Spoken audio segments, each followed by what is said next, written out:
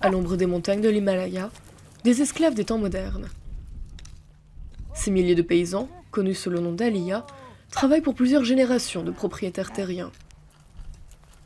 Leurs enfants seront condamnés au même sort. Une tradition de travail forcé vieille de plusieurs siècles, reposant sur le système rigide des castes au Népal. J'ai été travailleur forcé toute ma vie. Travailler pour un maître me donne l'impression d'avoir passé toute ma vie en prison, sans espoir de liberté. Beaucoup enchaînent des journées de 15 heures de labeur, en échange d'un toit et à manger.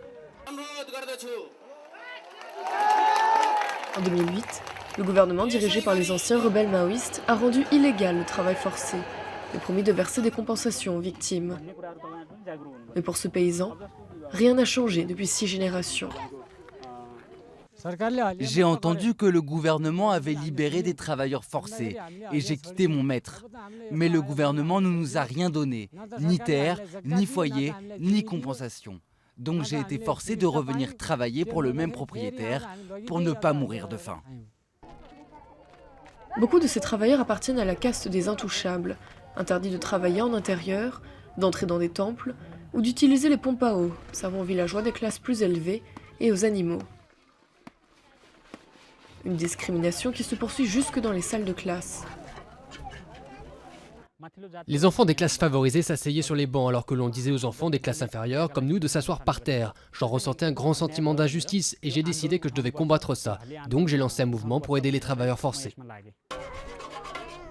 Malgré les efforts des militants, seule une poignée de ces travailleurs ont reçu les terres qui leur reviennent selon la loi. Et aucune compensation financière n'a été versée. Dans des villages reculés comme celui-ci, près de la frontière avec la Chine, beaucoup sont résignés. Mon grand-père, mon beau-père, mon mari, nous sommes tous des travailleurs forcés. Quand mes enfants auront 10 ans, ils travailleront aussi comme des aliyas. L'accord de paix conclu au Népal en 2006 prévoyait des réformes terriennes afin de mettre fin à ces inégalités féodales. Mais près d'une décennie plus tard, le travail forcé reste une réalité qui menace aussi les générations futures.